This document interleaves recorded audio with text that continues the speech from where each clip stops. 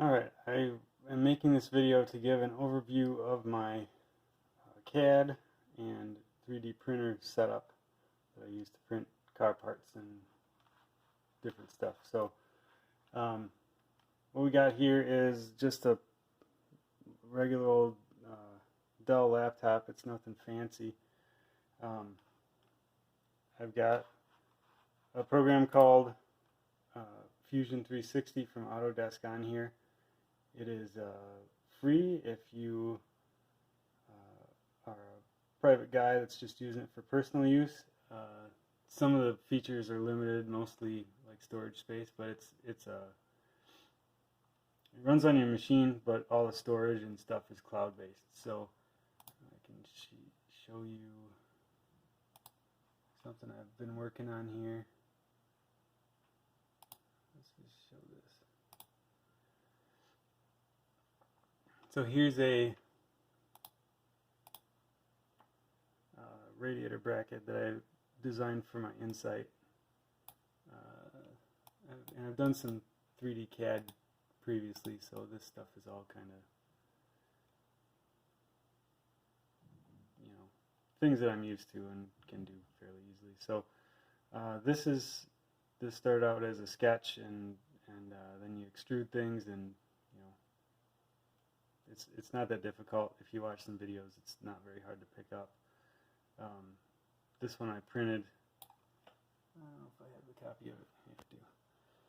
So I've got this free program that I use to create the models, and then I use Ultimaker Cura. Where is that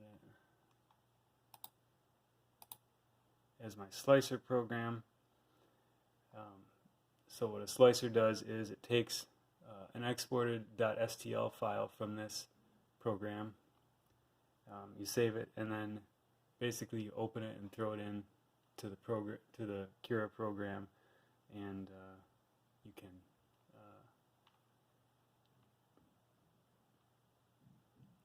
you can basically it writes the code for the 3D printer to print it. So in there you select your material, and there it is. It's coming up now. So this is Ultimaker Cura. This is the one I've used. It's pretty straightforward. So here I've got this. So I'll just show you real quick here. So I've got operator bracket version 4. Here we go. So here's that bracket that I just showed you. You can see it sets it on the. So this is like the surface of the 3D printer. Sets it on there. You got a bunch of settings over here, like thicknesses, infill density, temperature for printing, temperature of the plate that it sits on while you print it, speed, print cooling, and there's lots of other functions in this thing. I've barely scratched the surface, but I've been able to use this and get pretty good parts out of it. So once you have all your settings correct, you hit this slice button here,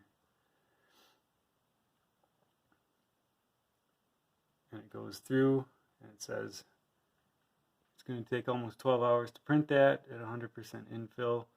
It's going to use 12 meters of filament, and it's going to use about 35 grams. So you can do a preview then, and then you can see what it looks like as it prints. So you can actually also play the tool path as it goes. I don't know if you can see that. So you can actually play the tool path. So you can see everything that's going to happen here, and as it prints, it's going to look like this. It's going to fill in. It's going to look like so. So I use that program. These are both free programs. You don't need a real fancy computer to run them. It's just a Windows 10, nothing fancy computer. Works fine for what I'm trying to do. And the printer itself is the one thing I have spent some money on, but not that much. Is a Creality Ender 3, and I bought this off of eBay as refurbished. So these are units that got returned to the manufacturer for whatever reason, and this is like the first generation of the Ender 3. I think I paid $130 for it plus tax. free shipping. And you know, this is one of the cheaper ones you can get. Out of the box, you can print PLA. You can do ABS. It's kind of marginal for that because it needs a higher print temperature. I spent a little bit extra on this glass build plate, which helps to prevent warping and like ABS, and this is ASA, which is sort of like an ABS, but it's UV resistant.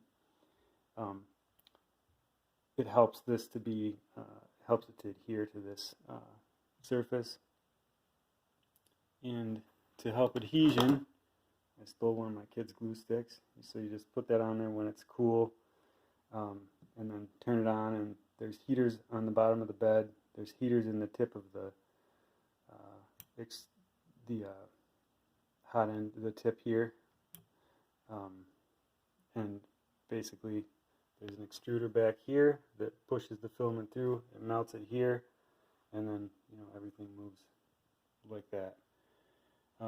One other thing I did with it is I upgraded the hot end to an all metal unit. I think I bought a $16 one off of Amazon or eBay or something, and then this was probably $10 or $20. Wasn't very much. I 3D printed a fan shroud for it, a really warped tool holder. That was one of the first things I printed with this ASA filament. So yeah, I don't have too much money in this. The biggest cost is you're buying filament all the time. I've printed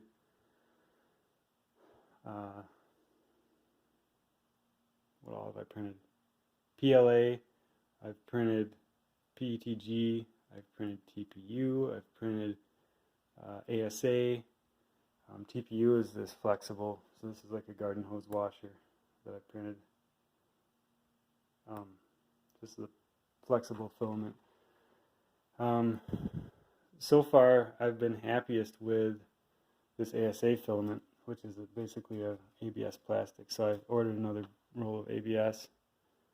That should be good. Here's a test print of the part that I just showed you. This was version 1.0. I printed it at a low infill, so I didn't waste much material, and it cracked right away. But yeah, so this is my setup. It's pretty basic. There's not a ton to it. You don't have to spend tons of money to do this, and it's not real hard to figure out. There's a lot of YouTube videos and a lot of help out there from forums and Facebook groups and what have you, to help you figure it out. So that's my setup, and hopefully it inspires some people to do something similar, because it's a pretty cool hobby, I think.